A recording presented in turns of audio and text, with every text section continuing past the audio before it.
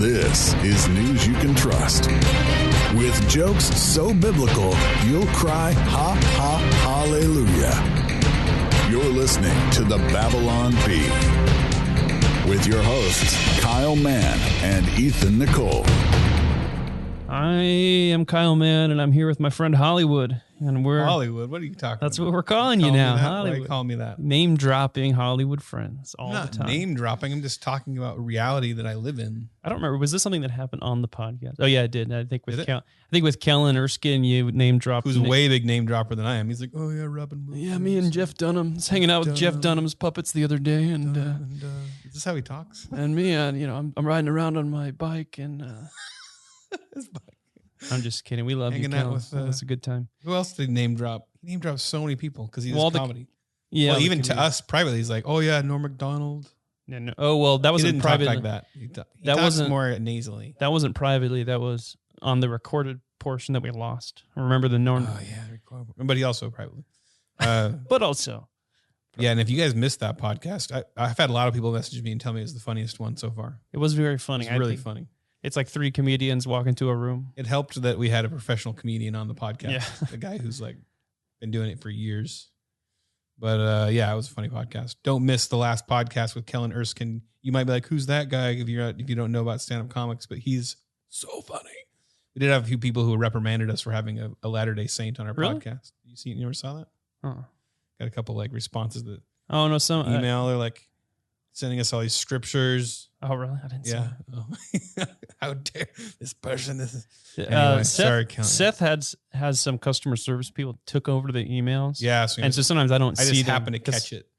Someone will read it before I get to it, and then I don't see it. Clearly, because we had a Latter-day Saint on our show, we completely conform and agree with all things. Yeah.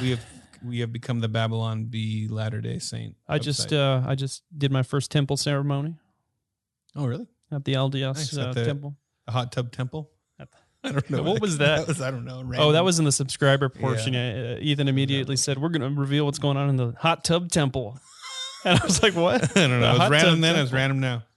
We could get to why you're calling me Hollywood because I'm kind of proud of myself. I hung out with Henry Winkler and signing autographs this weekend. Okay, Hollywood. There we go. That's my name drop. You're allowed to name drop him, though, because you actually illustrated his book. Yeah, you guys should get it. Which is a New York Times bestseller. That's right. And if it's bestseller for 2 weeks in a row, then I get a little bit more money and I need it. So go buy it. It's called Alien Superstar. Henry Winkler and his writing partner, Lynn Oliver, wrote it, and I did all the drawings, like 50 drawings in there by me. And I got to go to Barnes & Noble and sign books with Henry Winkler and hang out with him. And my kids came with me, and they had no idea who this guy was. My 13-year-old daughter's just like staring at her book the whole time. I'm like, I'm so bored. Dude, we're hanging out with Henry Winkler. So I assume people just walked right past him and went right to you. And like nobody was even talking to Henry Winkler. I don't think anybody there knew who I was, like literally anybody. I thought there might be one. I thought nobody brought Axe Cop comics to get signed. There might be some people there who knew about Axe Cop, but they probably didn't make the connection that I was the Axe Cop guy because they would probably be thinking like, "Oh, that Axe Cop guy is successful. He wouldn't like be taking these little gigs, drawing pictures for kids' books." But yeah, we all got to make money somehow. But you would. You ready for some stories of the week? Let's do it. Where's my button? I have a button. You always ruin these tracks. I know. I haven't learned how to do this. I got to get the hang of this. Every week, there are stories. These are some of them. Oh, Kyle just pointed at me because he wants me to do the next story of the week, but I'm not even ready because I was trying to do the last thing. The reason I pointed at you is I lost the whole document. It was the Bibleman story. I did too. It like crashed on me. Bibleman. Oh, Bibleman. We did the Bibleman reboot. So we've been doing these reboot stories that none of them are true, just like all our other articles.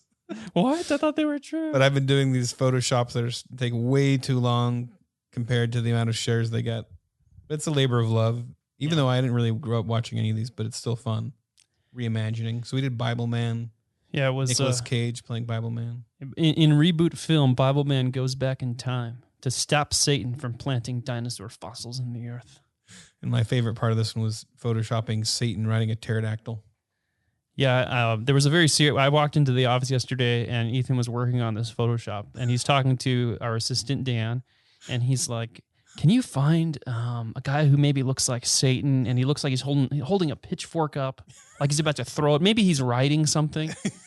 You always try to find the stock image. I got to put him on a pterodactyl. So I'm like, I'll search for a pterodactyl. You search for Satan. I'll search for a pterodactyl. This is what we get paid to do. And he's like, can you find a pitchfork that looks like it's someone's holding it? Or it was kind of amazing. Yeah, it's a great dialogue. But you know what else has great dialogue? Have you ever actually watched Bibleman? I had never actually have. I never have. Let's listen to the intro. You can talk over this if you want to. This is the origin. Miles Peterson, a man who had it all. Wealth, status, success. Still, something was lacking. Miserable, alone, his spirit beaten, Miles Peterson gave up.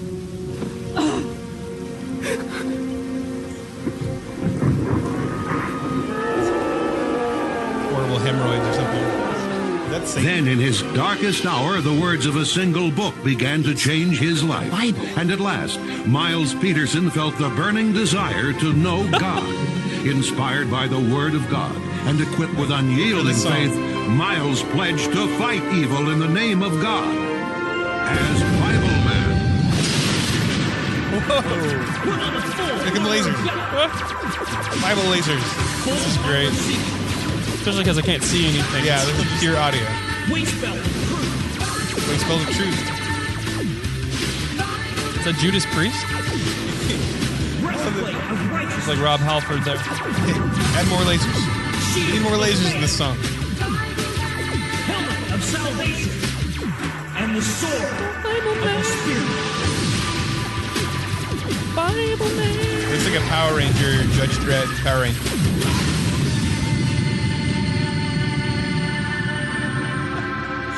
That sound. I love that sound. All the old 90s shows. It's still quiet. going. Yeah, choir. We need more reverb. No, I love the idea. They're in the studio and the guy's listening to it. You know, he probably has a bit of a mullet and he's like, hey, can you get more lasers on there? Yeah, do we go into like a beat like, he's like, no, just random. I want it to sound like the AK-47 laser gun. Lightning. More lightning. Yeah. I like it. That's actually a really dark like origin story for like this kid's. What was his hero. dark? He just had a. It's like he had money and fame and power and sex and drugs. Did they say sex? They didn't say it, but it's implied. Wait, I gotta hear this again. It didn't say sex. Miles Peterson, a man who had it all. He had it all. Wealth, status, success. Still, Success. something was lacking. That's it. That's the most generic origin ever. He had everything, but he was missing something. But then he found it in a book. And the book, if you look at in the intro, you can see this on YouTube. It's a giant Bible, like it's massive, and the word Holy Bible is written in very like almost like when you see like a very happy, Really, like Easter, Comic Sans, like the way that they write words on Easter. Yeah. Like if you buy a package of egg dye for your eggs, sure. the title, the font they would choose, that was like the Holy Bible font. Yeah. Sorry, that took a long time to get that out. You know, it makes a joke work is like extending it well beyond Sometimes. the attention span. Should we do another one? Another story? Let's do it. Is that enough I don't know. on that one? That was probably too much. I just feel like we do too much. No, I feel like we never do enough. Let's keep talking about Bibleman. Story number 2. How about you take this one, Kyle? You got your document now? Ellen outed as conservative after she treats others with respect. So we She came out yeah, she was hanging out with George. so brave. I can't say his name. George. One of the Georges rhymes with smush. Kush. But she's in hot water for making these controversial comments. So you guys judge for yourself. Here's the thing. I'm friends with George Bush. In fact, I'm friends with a lot of people who don't share the same beliefs that I have. We're all different, and I think that we've forgotten that that's okay that we're all different. For instance, I wish people wouldn't wear fur. I don't like it, but I'm friends with people who wear fur. And I'm friends with people who are furry, as a matter of fact. I have friends who should tweeze more. And I have, but just because I don't agree with someone on everything doesn't mean that I'm not going to be friends with them. When I say be kind to one another, I don't mean only the people that think the same way that you do. I mean be kind to everyone. Doesn't matter. All right, so Kenneth is... There you go. What do you think? Yeah, that's disgusting. Boo. How does she have a TV show with disgusting thoughts like that? That's horrible. Mm-hmm. And she's in polite society. What kind of country is this where She you can should just, add an H to the beginning of her name and then take off the EN at the end. and just be hell? Hell. We should write a Babylon Bee article like that. Oh, that would be clever. Yeah, but anyway, this just shows me that there's like the divide right now is different than like we were talking about in the with Peter Boghossian and James Lindsay. And I can't remember which episode that was. How the culture war is shifting, culture war 2.0. It is the people that want to tribalize into this, like, it's almost like free speech versus anti-free speech. I don't know how you divide it, but it's different because, I mean, I think that we would disagree with Ellen on so much, but that basic thing we agree on that for sure. Yeah, like being able to have friends outside of your own point of view. I mean, it's insane to me that that's controversial at all, but it's super controversial right now. Yeah. Yeah, it's weird. It's weird to me. It's weird and dumb. Well, and if you follow this controversy at all, it's like, you know, you first see, the first I heard about it is like, you know, backlash at Ellen's comments. Yeah. I'm like, oh, what'd she say? Yeah, and I hadn't watched it. And I go listen to it. And that's the like, basic thing she said, like, right? Oh, yeah, you should be nice to people. I'm like, what? So, yeah. It's like there's this thing that we can't progress past stuff if we're all nice or something. I feel like that's the attitude. Like George Bush is a horrible warmonger criminal, and amen. And he should be hated by everybody. Like that's gonna progress us into some new. I don't know. I don't know what the. Yeah, it's like what I'm trying to get into the head of a person who's upset by this. Yeah, like they think that there's going to be these horrible consequences. To them, it's always normalized. They need to be shamed out of. I think that's it. Like they think that those people need to not be accepted. They think if you're nice to someone, you're normalizing and accepting whatever they believe or whatever. Right. I guess that's another thing that like when you live in the church, you live in the Christian life, it's so normal to be friends with and respect people that you don't agree with on very core things. It's just so normal. And we've talked about this before, but how the left has become such a religion. Like you feel like this is the kind of thing the left would have, or the religious fundamentalists would have said like 50 years ago. It's like, you can't talk, you're talking to that person. They, you know, but they're gay or, you know, but they're, you know, they're not a Christian. How could you talk to that person? And now it's like with George W. Bush, nobody on the right is saying, why is George W. Bush talking to Ellen? You know? It also shows a real lack of confidence in your views. I think that's a very popular in cults to not allow their members to become actual friends with people outside of their views. Yeah. You can't have real friends. You can minister to them, but you can't actually like them and be their friend. And to me, that shows a real weakness of like, if you really believe your beliefs, you're confident enough in them, then you don't have to be afraid to be friends with somebody and treat them like a human if they don't agree with you. Yeah. If you're you know super insecure about it, then protect yourself. Yeah, unless they're not a real human like George W. Bush. Oh yeah, just a walking cesspool with legs. Well, yeah, because you walk and you have legs. How does a cesspool walk? It's like it needs legs. But how do the legs attach to the cesspool? It might just kind of slosh. What along. is a cesspool? I actually don't know. It's just something people use. I assume cesspool. What is cess? Hold on. Assistant. Google cesspool. Google cess. What's a cesspool? I assume it's like a septic. Like it's a cesspit. It's a bunch of poop. He tells us it's an underground container for the storage of liquid waste. So it's like a septic tank, like an underground septic tank. That would be hard to walk if you're underground. They'd have to rise up. Yeah, so if it's a container, it could actually have legs. Okay. Ethan, could you Photoshop a cesspool with legs, please? Sure. All right. Next story. Survey finds more people would support impeachment if they knew what crime Trump was supposed to have committed. I know I would. What crime did? Well, he talked to Ukraine president, obviously, and he said stuff. So this is. I don't know. I wasn't ready to talk about. I wrote this, and I was like, it's just this frustration of like, all these people have been screaming about impeachment for years. Yeah, and it's like, whatever the latest thing is, it's like, oh, Ukraine. Now it's Ukraine. And we're supposed to. It's like I used this joke in an article this week, but it's like they use the MIB flashy thing, the neuralizer, and they hold it up and say, everybody look at this. You just forgot about the Russian collusion controversy.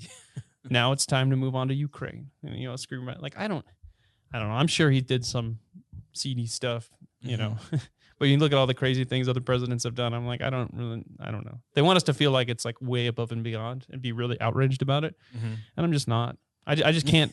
I'm not saying he didn't do anything wrong or whatever. I'm just saying I don't care. Well, that it's much. just like the thing on the list of things that we've been told we have to freak out about, right?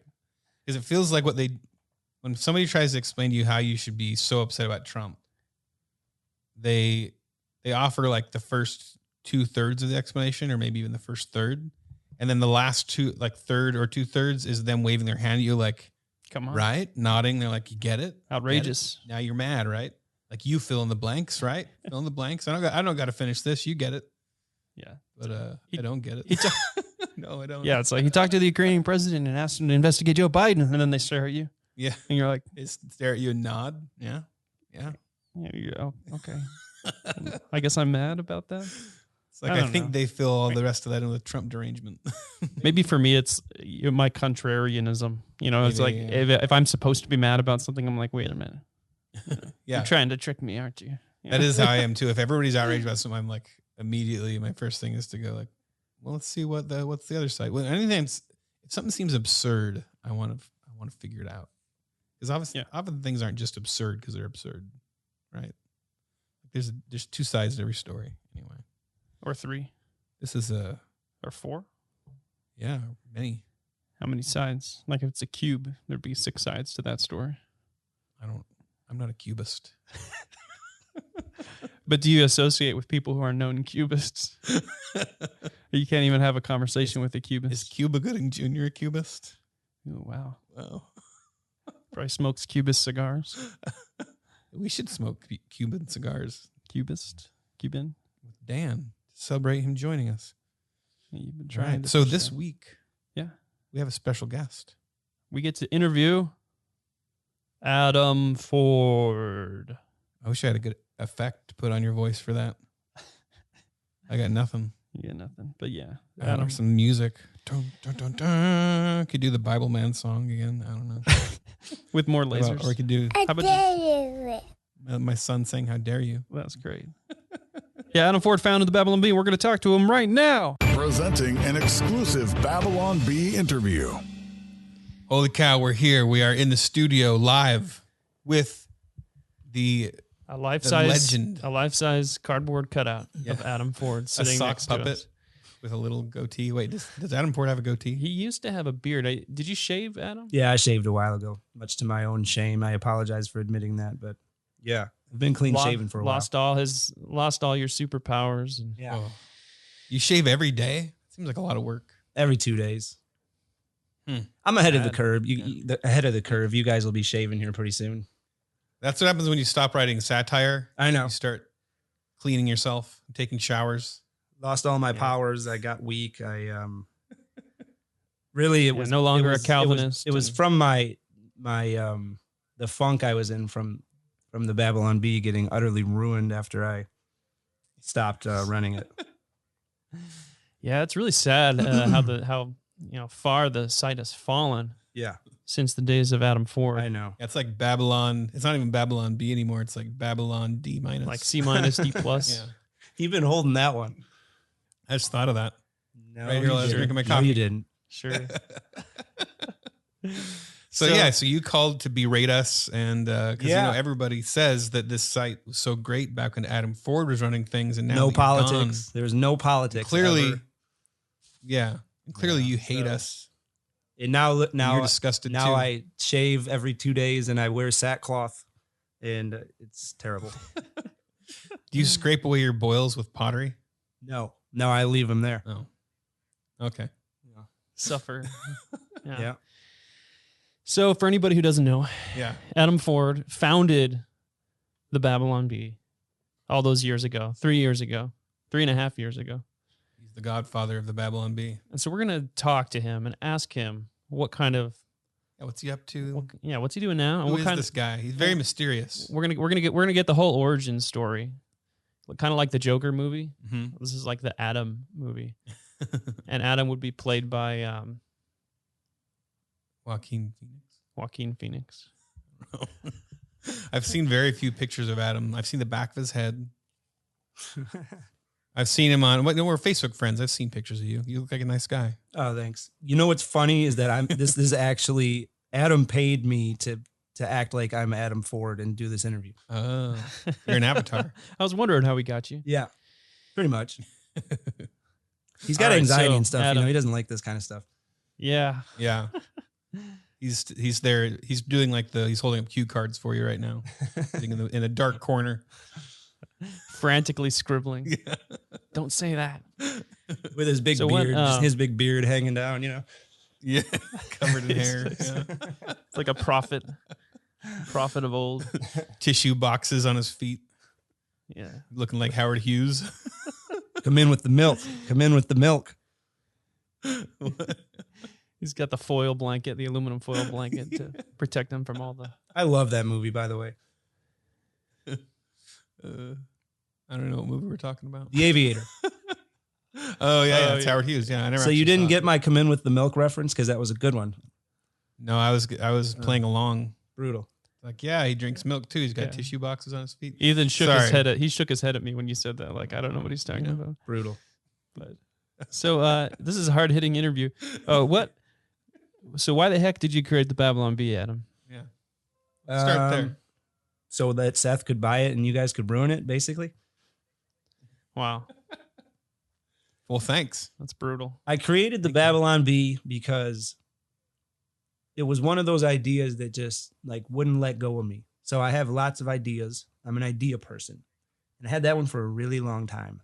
And eventually I just kind of had to acquiesce and do it. You know what I mean? And I think a big part of it was through the Obama years and the Obergefell years, seeing how, following The Onion, most people did back then, not so much anymore, and seeing how, just how effective they were at speaking into the situation and they would crack these jokes and just run these just piercing satirical news pieces, and it would make me think man, that's good. That makes me want to believe what they believe, or that makes me wish that I was on that side or whatever. And I thought, man, we have nothing like that. We have nothing like that. And so eventually I just did it. Nice.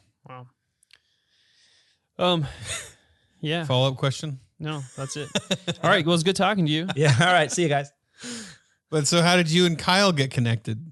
Let's go there. People kind of know the story. I mean, Kyle's told many times in this show that he submitted content to you, but I want to hear the Adam Ford point of view on this meeting of friends. Well, it was a God thing is the short answer. And I've said that a number of times. It was definitely a God thing, but the whole Babylon Bee was, and with Kyle, it was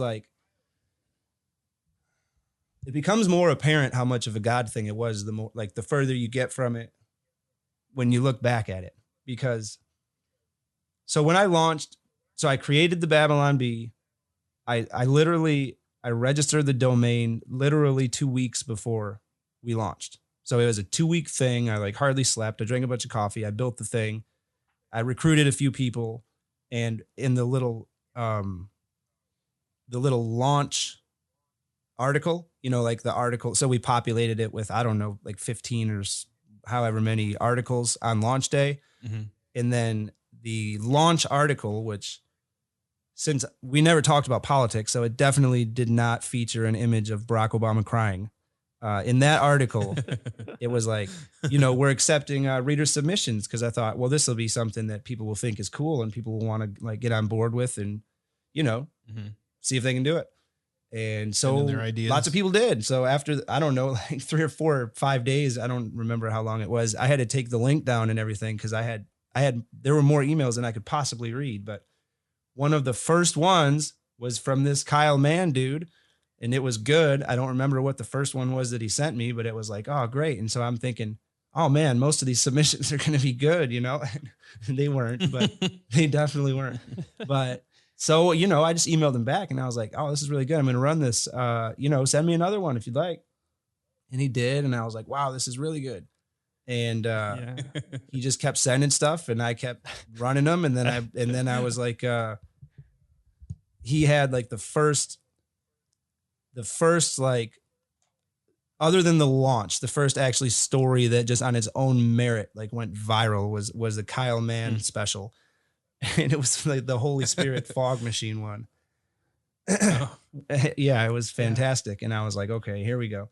And so Kyle was really instrumental in early on developing the voice of the bee and making the bee into what it is, because I created the bee and I launched the bee, but it was more, I knew there was a void out there, that there was a need for something like it. But I really did think it would be more of like a side project when I launched it, so I hadn't put a whole ton of thought into it and all that. I just tried to, you just go in there and you just experiment and see what works and see what doesn't. And Kyle just like worked right from the go. And he really was instrumental in developing the bee, like as everyone knows it now. He's tearing up over here. I really like this is my favorite interview so far. He has his Adam Ford pajamas that he wears. Yeah. Like I actually am wearing an Adam Ford shirt right now. Are you really? Which one?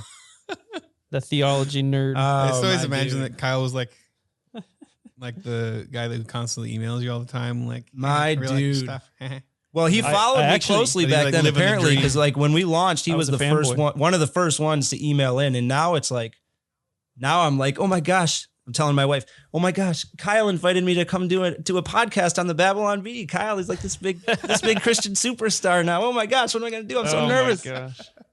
How the turntables.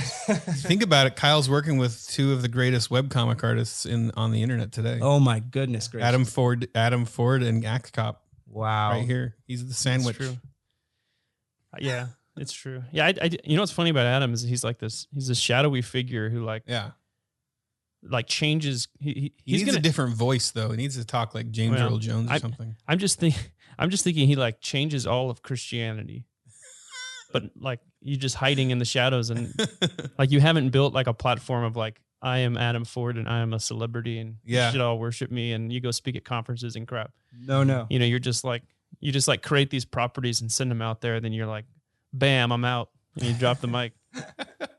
Yeah. I've always been it is bizarre.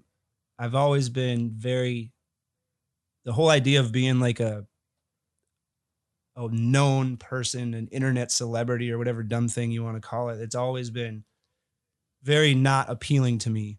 Partly because it is appealing to me, and Kyle knows this because I've lectured him numerous times. When I sold the bee to Seth and we were in the process of Kyle taking over, I was like, Kyle, you're just going to have to listen to me lecture you right now about the dangers of seeking to be a famous Christian celebrity and blah, blah, blah, just because I've seen, we all want that. Like we want to be, we want to be really liked and we want to be, followed and we want to have power.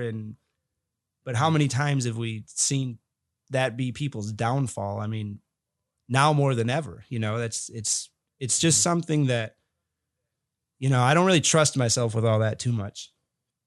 Is that part of the reason that you sold the bee, or was it mostly the censorship thing you've talked about? Yeah, that was a big part of the reason. Yeah. And I mean, there was so many reasons, there was tons of reasons, but, that was sort of one of the reasons. Yeah. I mean, I've always been just kind of, you know, it's just kind of the idea of everywhere I go, people wanted to talk to me about the bee and stuff. Like I don't know. It makes me uncomfortable. I don't know. It's just partly because I have anxiety and all this junk, and it's just kind of weird to me. It's not a comfortable situation for me to be in, you know? So that was a part of it. Yeah. So I'm curious, just like the Adam Ford story, like, cause I remember I found one of the few interviews with you on the internet and saw that you'd come to faith later in life. Yeah. You aren't a youth group conversion. No. Was that the World interview? I can't remember. I can't remember what it was. It was about the Babylon Bee, but I was just curious about that. Like, I think that's fascinating because it's, you know, it's unique for people to, I mean, even I came to Christ in high school. Yeah. A lot of kids, Well, you know, they're like, late. oh, I don't really remember. I might've been 6, you know? Yeah. Yeah. That's like So the it nutshell was probably that Adam World Ford interview, because I did a couple interviews when I launched the Bee just to try to, you know, I don't know, to get publicity for the Bee or whatever. And I've done a couple since. This is my very first podcast ever, though, for the record. Ooh. Wow. Thank you. Yeah, ever. An honor. Honor, sir. Yeah, no, I didn't. I grew up in a home that was not Christian, and I was a staunch atheist by high school. And I was, you know, I just thought that I just agreed with what you're told, which is that atheists are smart. You know, if you're smart, you're an atheist. If you're dumb, then you're religious. Like, it's just what you're told by culture and at school and by people. You know what I'm talking about. And so I was just like, I'm smart. You know, I'm smart. I'm an atheist. You know, there's no God. And I read a lot of stuff. I was very nihilistic. I don't know. I've always been a big reader. And even when I was a young high schooler, I was reading Nietzsche and all this kind of dark sort of nihilistic stuff. And I loved it. Yeah, we were all reading Nietzsche in high school. What's that? That was really popular when I was in high school. Everybody just hanging out reading Nietzsche. Was it? Always. Yeah. That Smoking wasn't not when I was in Nietzsche. high school. How old are you? No, that was a joke.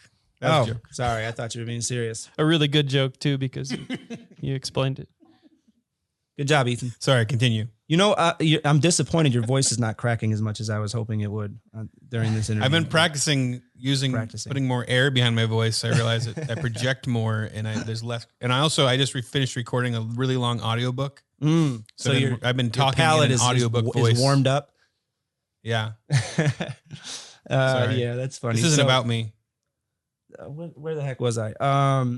High school reading Nietzsche. Yeah. You know, I was just really into being an atheist and just kind of being a contrarian and getting in trouble. I was a big troublemaker. I did a lot of bad things when I was younger, and I got in a lot of trouble at school and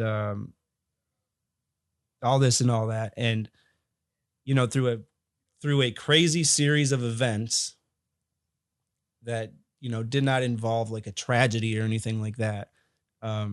It would take a long time to tell the whole series of events, but God basically, you know, reached out and got me. So, my experience, taught me to be reformed before I knew what that word meant, or to place a high priority on the sovereignty of God before I knew what any of that meant, or I didn't know anything about theology. I didn't know anything about anything, but I knew none of it made sense when it happened. And, so I was about 21 and everything just started changing in my life through a few people who were talking to me. And, I became a Christian. It was sort of a radical conversion, and I started reading the Bible every day and, all these things. It was kind of like I was shocked and I felt betrayed and everything else.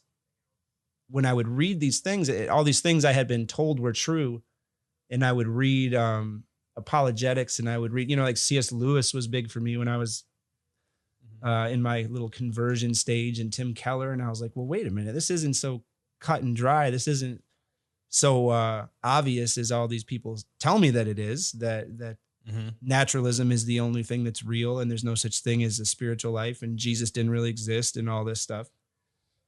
And it kind of went from there, man. Yeah, that's cool. So, but you're not a Calvinist anymore because you shaved your beard. No, man. Does reform imply Calvinism? I'm still confused by what reform No, means. Calvinist would actually be a times. more accurate description of me because I'm not like classically reformed. Yeah, Reformed has a bunch of, I don't know. You don't got it's got a bunch of baggage with it. I feel like everybody knows but me. It means a lot of more things than just being Calvinist. So Calvinist implies like soteriologically you hold to a Calvinistic view, basically. And it's very more loosey-goosey. Interesting. Yeah. So I know we have, what are the main things? I feel like a lot of people are going to want to hear this interview, and there's going to be all these questions that they would ask the podcast. They'd be yelling at their stereo right now. And we probably glossed past them because we get to talk to Adam all the time. But not on voice. I don't think people care that much we about never what I've got going on. Voice. Well, yeah, we do have what you have going on right now. Oh, yes. Let's talk about that. I just launched a news outlet. It's called Discern. It's spelled DISRN. And it's doing very well. And it's only about 2 weeks old. And it's keeping me extremely busy. Yeah, I like it. I get the newsletter every day and I get caught up on the news. Nice little bite size. I know the people behind it. So I'm like, oh, these are good guys. You know, it's like very simple. That's something you're good at. You're good at keeping things simple. Yes. I respect that. So Seth and I never told you this, but got together and talked about what things we could do together after the B transaction. He and I have become good friends, and we settled on this news thing. And I've been running Christian Daily Reporter for some time now, a couple of years. And we thought, what if we made a news outlet that instead of just being like a Drudge style page of links, it actually summarizes, the news story in a smart way, in a succinct way, and also leaves you there with a link to something longer, to an AP article or whatever, if you want to read more than just the crucial details. And so, man, we worked a long time. Mostly I worked a long time, but we worked a long time before Discern launched, and it launched a couple weeks ago. We've got a little staff, and things are going well. We've got a great little team. And we're newsletter centric. And so I've got my newsletter also, which is called the Adam Ford Newsletter, which, since you asked, you can sign up for at adamfordnewsletter.com. And I send it every day, Monday through Friday. And it's just kind of my little, it was a more natural segue than you'd think from satire to real news. I was so immersed in the news cycle already. And I just kind of offer a little summary of the 6 or 8 most important news items that have happened in the last 24 hours and my take on it. I offer my little take on most of it with a little bit of humor and irreverence mixed in there. And it's great. People are loving it. Yeah, I get that too. I dig it. I really do like it. Very enjoyable. You're a very enjoyable guy. Oh, thanks. I like your take on things. I like that you explained the news with emojis. You know what? I used to be anti-emoji until I kind of embraced them, and then I read a little bit about them, and then I considered it, and it sounds dumb to say it, but there's a level of communication that you can portray using emojis that you can't just with mere words. It's almost like facial expressions when you're talking in person, like I can't see you guys right now. I can't see how you guys are shaking your head and looking at each other about how dumb this interview is, but I could feel it, but I can't see it. But like with emojis, you can kind of convey that sort of facial expression thing. So I embraced them and I thought, you know what? I'm an emoji guy now. I'm cool with it. Yeah, I don't really follow a lot of news sites because it's depressing. I get that all the time, Kyle. I get that all the time. I only get enough. Go ahead. I only get enough information to like write B stories. Yeah. And then I'm done. Yeah. And so to be able to follow Discern, it's actually kind of nice because now that's my whole thing is just Discern. That's my only news site that I follow on social media. Very simple. Thank you. It's simple. Nice about it. Thank you. Yeah, and simple is what we're going for. And I learned, a while ago with running CDR the importance of, you report on the things that matter, on the weighty things, the consequential things, but also mixing in just some good news and like some interesting stuff, and it's maybe not consequential, but is, sort of uplifting and interesting, One thing I noticed when I'm trying to find information for Babylon BPs is like so few news articles will even tell you like the basic facts of where something happened, when it happened, you know, who said it, whatever. They'll jump right into the hot takes. So I pull up, I'll pull up like a CNN piece and there'll be 1,000 words. And I'm like, you didn't even tell me like where this campaign stop was, where this happened, you know, and that's all I need for my piece. Like I need to, okay, where's the city at? And I look for it. You need factually accurate satire. It's crazy. It's like nobody just does a summary. Yeah. Yeah. And that's what we do. We do a summary. And so, you know, I'm a conservative. I'm a Christian. I've never tried to hide that. That's what I am. But we don't do, so we have opinion pieces sometimes, but we're not opinion news. So we don't have headlines with capitals, you know, and exclamation points. And we're not doing what like Daily Wire is doing, which God bless them. You know, I love the Daily Wire, but sad. You could, never mind. So we don't, you could tell that we're a conservative site by we're a conservative focused site where we are serving Christian and conservative readers by the topics that we choose to cover. But the topics that we cover, the stories that we cover in a very objective way. Does that make sense?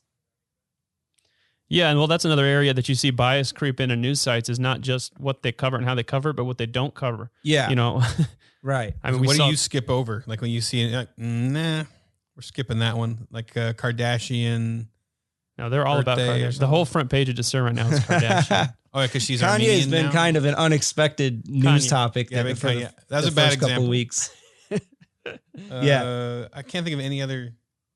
You know, you can only cover so Lady much. Gaga. So I read, you know, hundreds of news articles a day and you can't cover all of them, you know, so you just choose to cover what you think people like us would want to know about. So, you know, I've been swimming in the news every single day, all day for years now. And so I have a pretty good idea of what I want to know about, what people like me want to know about. And that's the kind of stuff we cover. Yeah, I think one thing you guys do that a lot of the news sites do, like you'll find stories that might have kind of gone under the radar in the mainstream media. You know, we try to do that for sure. Abortion doctor guy that had like 1,000 babies in his trunk or whatever. That's brutal, man. How is that not? I tweeted that. How is that not a national news story? That's insane. 2,411 preserved. I mean, this is kind of grim. Maybe we won't talk about it so we don't have to have a disclaimer at the beginning of your B podcast. That's the sad thing is how like, it's like, oh yeah, I mean, just, it should be more shocking than it is. It should be incredibly shocking. Over 2,400, the remains of over 2,400 preborn babies that the guy kept on his property, in his house, and in the trunk of his Mercedes Benz, and people don't even report on it. What's he doing with? It's like, what is he doing with these things? Got like is it a weird hobby? Or I'm trying to imagine. Yeah, like you could say that. Has you like could say he's got a weird hobby. Definitely. Yeah, like what's the analogous? Like if another medical practitioner, like they got like a dentist with jars of teeth lining his house or something. Like nobody knows. Hey, you had all my teeth in here. No, that would be decisively less grim than what this. That would be less. I mean, less grim, but like people, it's almost like people freak out more or something because things are just so turned upside down. I know, right? So it's reminiscent of a serial killer that collects trophies. Sorry to be so on the nose, but it's just my way. Imagine if it were like, you know what? I haven't seen this espoused anywhere, and it may have been, and I haven't said this yet, but it just came to mind. Imagine if it were a veterinarian, you know, that kept all these bodies of all these baby dogs or something like that. 2,400 of them, and they found that. Oh my gosh. You guarantee you that'd be front page news on CNN. Yeah, that'd be weird too. It would be weird. So we have, we do have some hate mail here. Do you want to Yeah, dude, let's do it. Yeah. Try to dive into that? Let's do some hate mail. Sweet. You want to do the hate mail in this section? Wait, do we get the I Miss Adam Ford song while Adam Ford's on the podcast? Yeah, listen to this. I really miss Adam Ford. Miss Adam Ford. He interrupted his own jingle. I didn't know it's a song now. Wow. So, I guess you haven't listened in a while. Wow, sad. We got it auto-tuned. Well, I don't Good. listen to a whole lot of stuff because I don't have enough downtime in my life to listen to things. But the last full one I listened to was with that. What was her name? Kira. Oh, Kira. Yeah, people like that one a lot. Dude, she was sharp. She was super sharp. Awesome? I really enjoyed that interview a lot. Yeah, we gotta get her back. She's so good. She was very sharp. I liked her. She was cool. All right, shout out to Kira. So, before we jump into this hate mail, I'll just say we're doing some I Miss Adam Ford hate mail. Yes, so we found a few Twitter comments and email and stuff, people saying that they miss Adam. So let me just ask first, Adam, before we jump into this, how do you feel when you see people say stuff like this? Like, I miss Adam Ford and Seth and Kyle ruined the site. I think that person has a good head on their shoulders. That they know what they're talking about. They can see with clear eyes what's definitely happened. And I DM them and offer to buy them a coffee. That's beautiful. You know what's funny to me is that we did the transition before we announced the transition. Like, we transitioned from Adam to me and Seth running it before we announced it. I don't know, it was a month or two later or something. And that was by design. That was strategic. And we got all this mail saying things have really changed.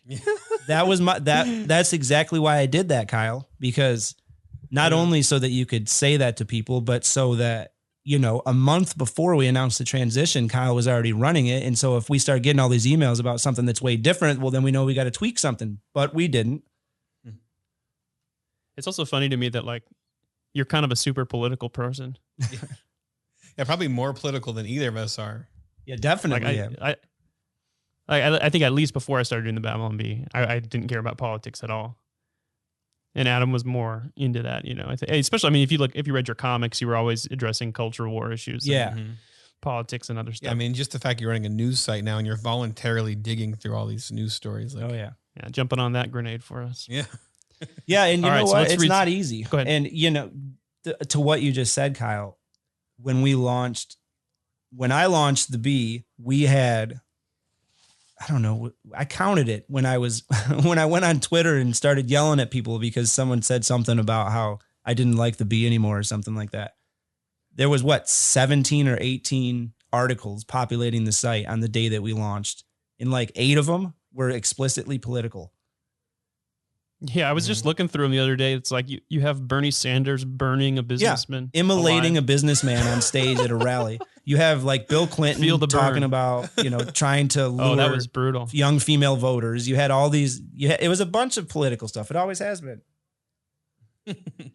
I wonder if part of that is that what kind of stuff went viral more at the beginning? Was it the church stuff that went more viral at the beginning? I think so. I think that might be what happened. Like, our audience has shifted over time to where a lot of the church jokes have been played out, like a lot of the worship leader ones and stuff. Yeah, you can't make jokes about worship. Yeah, well, that's definitely part of it. The culture, the Christian culture jokes. There's only so many of them, and you use them up in the first year. But politics is just the gift that keeps on giving, especially these days. Yeah. And those ones get shared so much more. That's one thing I've noticed since I've come on. Especially if it's like something that's going on right now and it's in the Twitter sphere, Well, current events, that's the thing that's evergreen. There's always new current events and there's always new things to have opinions about. And especially these days, politics is the new entertainment. I think a big reason is because of Trump and just, how crazy things are. Mm-hmm. But I read that, for instance, the Mueller hearing had higher ratings than the Game of Thrones series finale. So Game of Thrones is like one of the, the most popular shows ever. The very last Game of Thrones episode ever. The Mueller hearings had more viewers. How many people streamed the Mueller hearings though? I have no idea, but I know that it was not as many as Game of Thrones, which is crazy. It's just kind of crazy to think about. And it's sort of an illustration of the way things are now. And that's one thing about, there's this thing about, should Christians really be involved in politics and this and that? And one of my answers to that now is if Christians are going to be involved in anything, politics are what everyone's involved in now. Yeah. It's weird to just like not have an opinion on things that make clear statements about, especially things like abortion, but all this stuff, it says something about what your belief about humanity is and about what mankind is and what the point of life is. Like it goes deep. So just stand back and say, you don't have an opinion on it. Yeah. I always find that a little, I feel like the person's either protecting themselves or, it's just, I find that bizarre when the person is a professing person of faith and they have no opinion, which is pretty rare to find. Maybe they just think their boss is listening or something. I don't know. Who knows? Like you could offend people is what they say, but if if you've ever had an opinion about anything of any consequence, then people are going to disagree with you. It's just life. Mm-hmm. Mm-hmm. So how about some hate mail? Dig in. Let's do this hate mail. Yeah. Okay. Dramatic reading from me. Oh yeah, we could do dramatic readings. Well, I'll read this first one. Well, dramatic reading. This is all caps. Oh. Adam Ford, please come back. Babylon B has moved from witty sarcasm to just plain snarky. #snarky. Oh, that was a hashtag Twitter, too. #snarky. Snarky hashtag snarky. I think this was a comment on Twitter. God bless that person. They added the #snarky. He's just gonna love all this. It's wonderful. People say this. Do you think we've gotten snarkier since you left? Are we more snarky than you are? I'm not really sure what snarky means. I don't even know. I mean, you're more terrible, definitely, than when I was there. A lot worse. Clear. You're the gold standard. You're canon.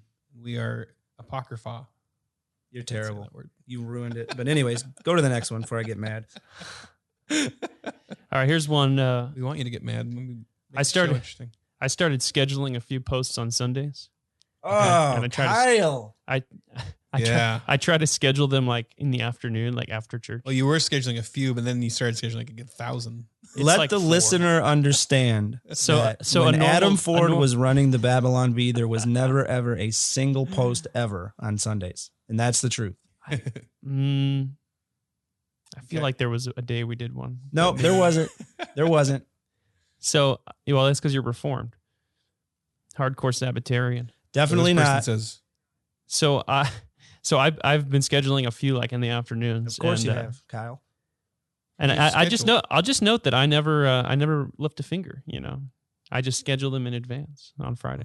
Yeah. So this guy says, what's done is done. This guy posted on our Facebook, I think. Adam Ford never posted on Sunday. You have broken the Sabbath. Gather the stones.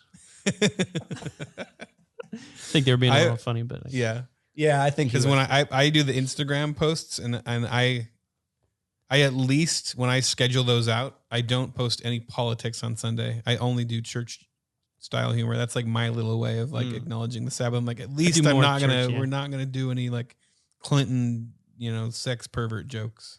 Oh, I save those for Sunday. No, I'm just kidding. So you only skewer God's people on the Sabbath? Is that what you're saying? Yeah, exactly. That's correct. What's next here? We got that one wasn't so juicy. Come on, give me a good one. That wasn't very juicy. Okay, here we go. I am afraid that you have lost Adam Ford's original vision for this webpage. That's a good one. I like this one. Wait, did it say webpage? Webpage, yeah. For this webpage. For this blog, your blog spot. Was this a Facebook message or an email? I think it was an email. Sounds like an email. Wow. How's the punctuation? Is there any? It's pretty good. They capitalized your name. Wow. Yeah, not too bad. Okay. But do you think, have we lost your original vision? Have we gone Definitely. off? You've lost How everything. do you feel? What is the most un-Adam Ford story you've seen that you've been like, oh gosh, I would not have done that?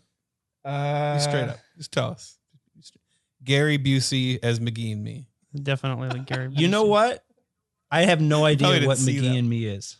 I saw that and I thought that's because you became a Christian when you were 21. Even when Adam was running the site, I would send him these little Christian culture jokes, and he's like, I have no idea if this. That has to be hard, because like what's Kyle McGee knows all this Christian culture. What's McGee and Me? And that's like a thing for me. Like I know certain parts of Christian culture that Kyle doesn't know, so I'll try to pitch jokes about things that I know about, like Young Life and stuff. Yeah, he doesn't get them, about so that they just either. don't make it through.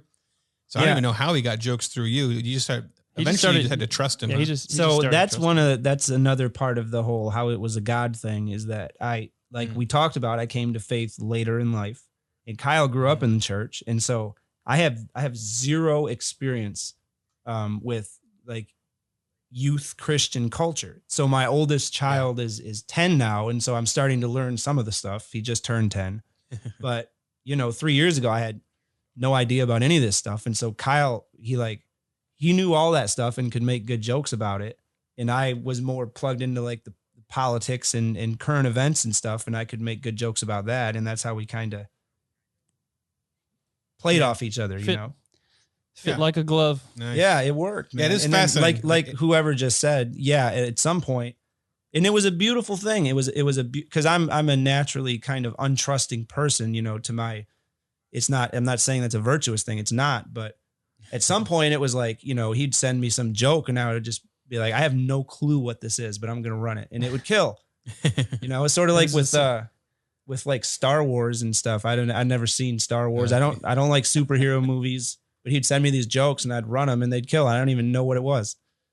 Yeah, I would send him and I would say, just trust me, Adam. Yeah. The Star Wars joke is hilarious. Just And trust he's me. like, all right. Yeah. So, if there was a story about sports or like, the Mafia or the Godfather or something, I would write those, and because he had no Those idea are his what it was. interests. You're into the mafia. Sports, mafia, and the Godfather. Yeah, right.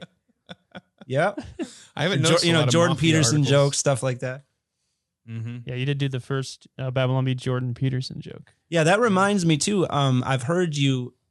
So you guys make fun of Ethan's crackly voice, and I've heard you say, Kyle, that you have like a Kermit voice. Yeah, Kermit the Frog. Yeah. Wow, definitely. But you should call it Jordan Peterson voice because he has the same voice. He has the Kermit thing going. Yeah. So henceforth, what you do should I say have? you have a Jordan Peterson voice. You're still an adolescent teen girl voice. I'm the fast food You don't have. drive-through guy on The Simpsons. What am I? Your order. Am I I'm the stuffed up nose voice? You sound like a dude, just like a normal dude. Do I really? Cool. Yeah. Like a guy who would be like, hey bro, want to buy this love seat? You've. Welcome to the Love furniture seat? store. Is that what? You've got a. It's a normal guy. You got an Alex Jones vibe going on. What? I do? He does have an content-wise sometimes. Oh, hey now, hey. Your fascination with the news, like I could see you. I'm always feel like you're in danger. You got to like watch out. Just don't get too deep into it. I don't want you to become the next Alex Jones. You got to be careful. I am not going to become the next Alex Jones, but I am hoping to have a regular podcast at some point in the near future. All right. So come to find out, running a news outlet is fairly labor intensive. So my podcast isn't going to be out as soon as I was hoping it would be, but in the near future, I'm hoping to launch a podcast and I have everything ready to do it. I just have to do it. You're ready. You're testing out your equipment with us right now, really, right? I helped you out. You definitely Help helped me me learn out. Yeah, definitely. So our next one, where are we at here? Where are we at? That was the vision. So here's one. Back when Adam Ford started BB, it was very enjoyable Christian satire.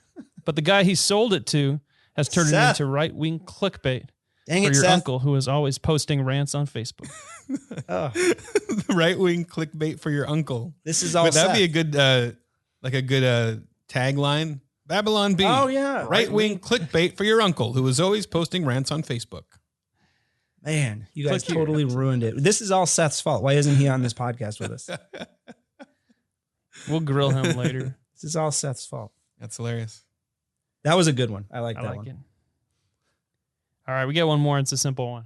Basically, it's almost like the condensed This is version. the summary of everything. Once really Adam miss Ford Adam sold Ford. the Babylon Bee, once Adam Ford sold the Babylon Bee, it went downhill. Yeah, it's true. It's true.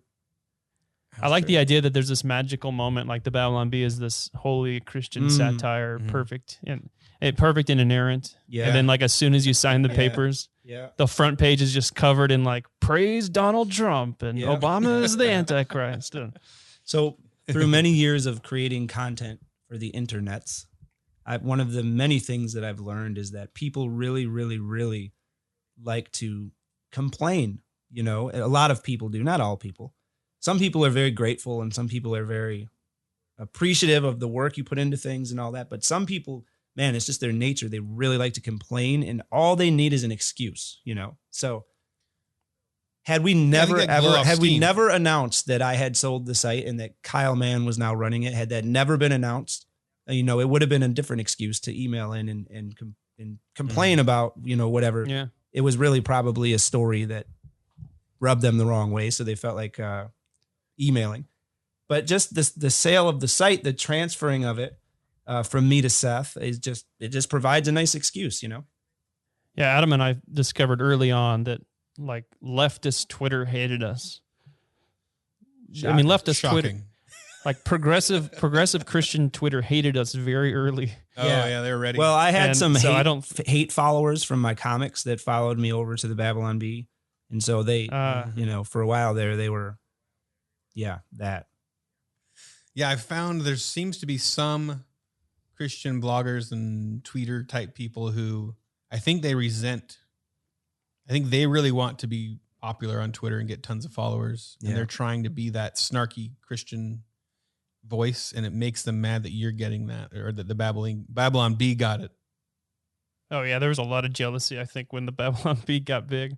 Yeah, definitely. Yeah. I saw a lot of that. Huh. There still is,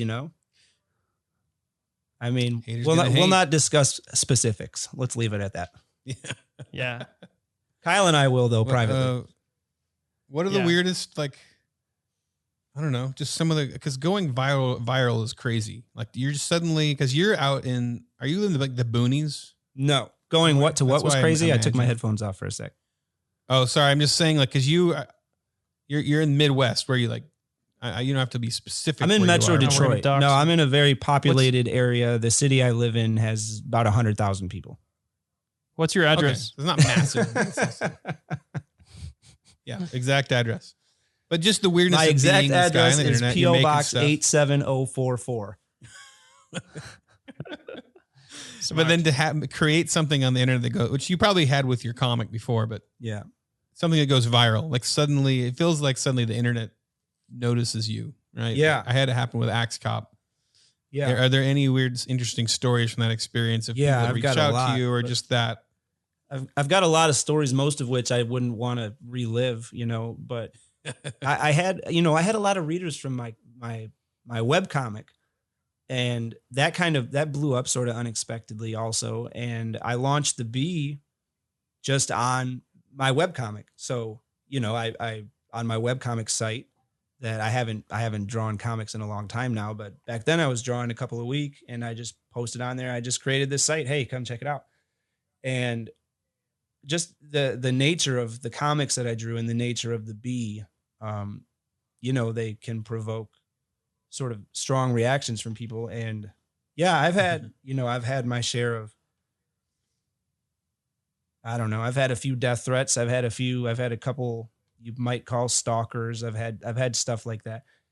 By and large, though, I've had a lot more mainly brothers and sisters in Christ who will email me, and just with the most amazing emails that just, they're such a blessing in my life. I still get them all the time, from the new stuff I'm doing. And it's every day, it's just really something that keeps me going and feeds my soul. And just to know that stuff I'm doing is of value to people who love Jesus like I do. And it's something that in their life is very valuable and that helps them, Mm-hmm. So yeah, I have some crazy stories, but I don't want to talk about Nothing them. specific.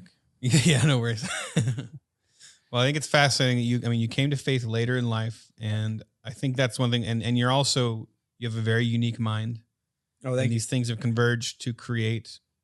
You did one thing that happens in Christian culture is that we are embedded in Christian culture. Yeah. So it's hard for us to think outside that box. And I think that's been something that God has used you to do, is that you think outside of the box a lot. And you look at Christian culture for kind of the silly thing that it is. And I think that's one thing the Babylon Bee has been great at doing, is just kind of poking fun at I some of agree the with sacred that. cows. And I've said before, earlier, I said that when Kyle and I first linked up, that he had grown up in the church, and so he knew all the youth stuff, and that I was more focused on current events. But when I've said that before, the way I've said it, which is probably more correct, is that he grew up in the church, and so he knew all the stuff about being a young person in the church, and I came to the church from outside the church, so I had a different perspective with which to view the church, which is, like you said, I don't know how like unique it is or whatever. There's other people like me, but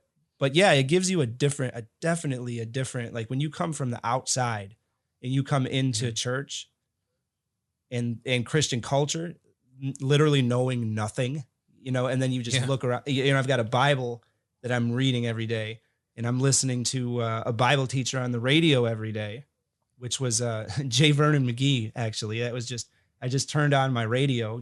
Someone told me there was a Christian station here in Metro Detroit, so I turned it on, and I found out he was on at 11. Started listening to him every day, studying the Bible every day, and then you go into church culture, and it's just it was just there was some unexpected things, and so. Yeah, it definitely gives you a different sort of perspective than growing up in that, and just that's all just normal, Mm-hmm.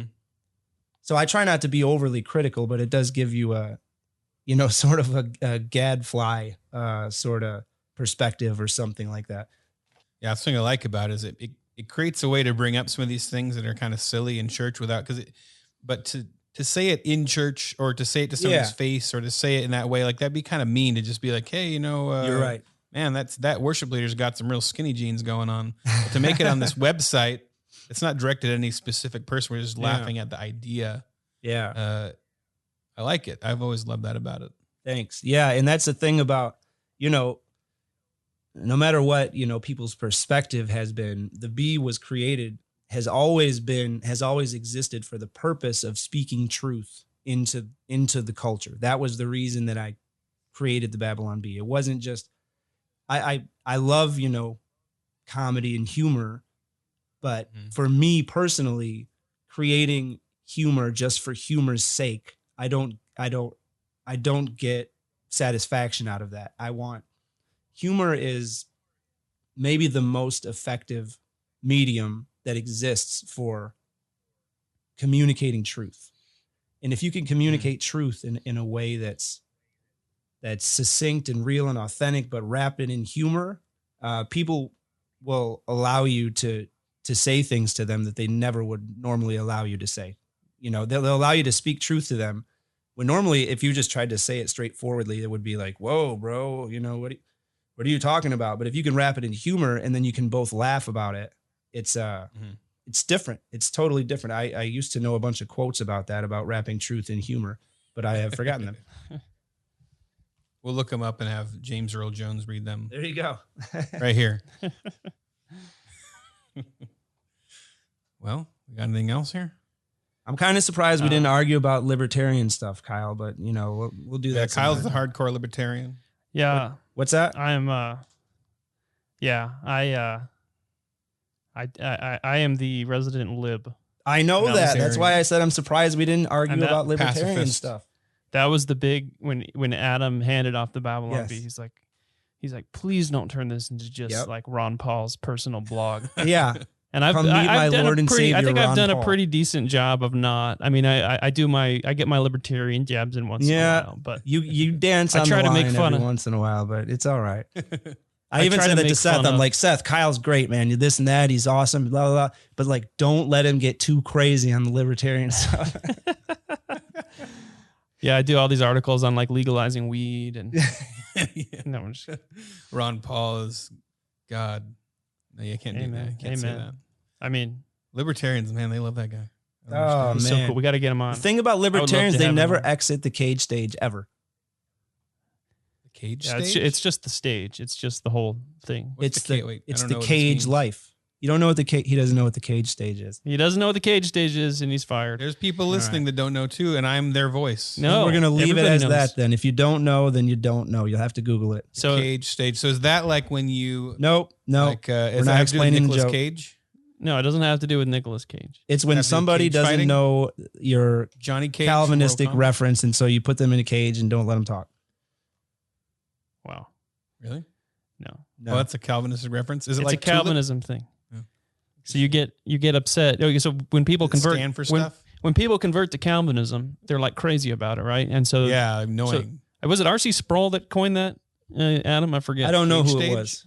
It may have been Somebody coined R.C. this- Sproul Jr., or at least he popularized it, I believe. Yeah, and they say that people that convert to Calvinism need to be put in a cage for a good year Oh, because they won't shut up. to just no- cool Yeah. off, and that's And libertarian. Libertarians never entire exit that stage ever. Yeah, yeah.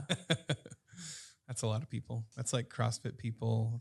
Yeah. Yeah, cage CrossFit, stage for a while. libertarians, vegans, and first-year Calvinists, basically. Which all 13-year-olds need. My daughter's 13 Yeah, they need a cage stage for sure. for like 6 years. Okay.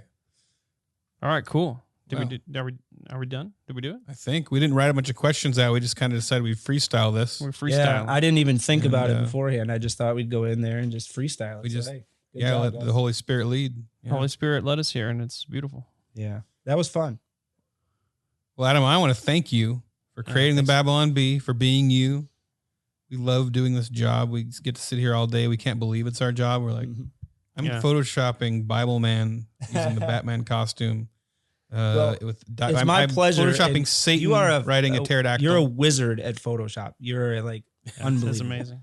And I'm sorry if Thank I you, just sir. cut you off there. It's kind of a little quiet in my I was just- headphones if you were talking, but I want to thank you guys because you are absolutely killing it at the Bee. I mean, you know, when you go into something like selling something like the Babylon Bee. So, you know, Seth and I met, you know, he flew up here and we hung out for a day and we talked a bunch of times, but like I said, you know, that little, you know, I kind of, by nature, I don't trust people and just like, well, something's not, there's only so much you can know before you go into a transaction like that, you know, and then you just have to kind of trust a bit.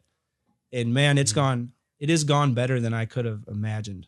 Seth has been great at being the owner / CEO, and you guys are absolutely killing it at the Bee. And I'm very grateful myself, still being part owner of the Bee and just, you know, I create, it's like my baby, you know, there's just like little, it's just kind of, you know, you make something and it's important to you, you know, so there's things that are not quantifiable that I care about that. And I'm very appreciative to how well you guys are about how well you guys are doing. So thank you.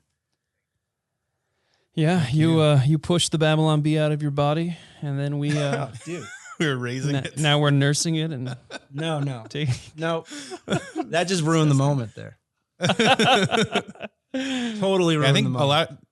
The whole perception that Adam Ford has like left the Babylon Bee behind, like it's not realistic. I mean, we're all on Slack together all the Yeah. time. I mean, we talk all the time. So I should talk more in there though. People Part of sometimes it. will be like, "Oh, you still part owner of," and I'm like, "Yeah," and they're like, "Oh, so you still like write stories all the time and stuff?" And I'm like, "No," like they're like, "Oh," I'm like, oh, I could, you know, if I wanted to. I'm just busy," and they kind of look at me like, "You're able to write stories for the Babylon Bee and you just don't do it? Like, are you Why crazy?" wouldn't you do that? I should try to do more of that. you should sell that. You could actually sell that. Sell what? You can put a submission thing on your site, like pay me $1,000 to submit your Babylon Bee article, and I will submit it on my name Yeah. using my authority.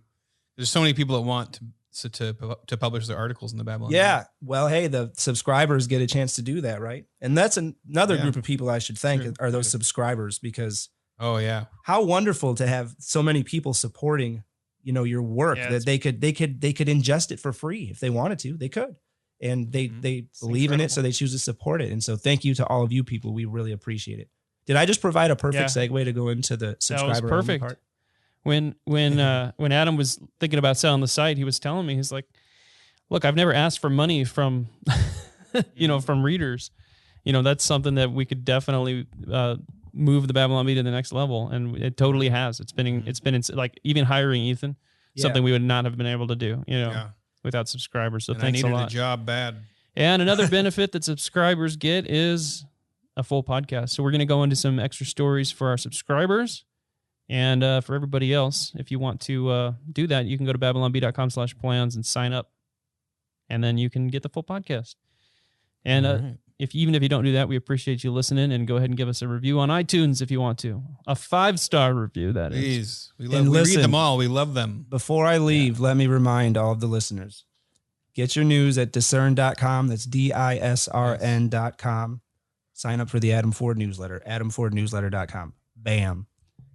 That'll all be in the show notes as well. But mostly sign up for the Babylon Bee. With No, I'm money. just kidding. All right. Thanks a lot, Adam. Yeah, Thank you thanks so very much, Adam. fellas, for having me. Thanks Pleasure. for your great work. Kyle and Ethan would like to thank Seth Dillon for paying the bills, Adam Ford for creating their job, the other writers for tirelessly pitching headlines, the subscribers, and you, the listener. Until next time, this is Dave D'Andrea, the voice of the Babylon Bee, reminding you to go forth and rip phone books in half for Jesus.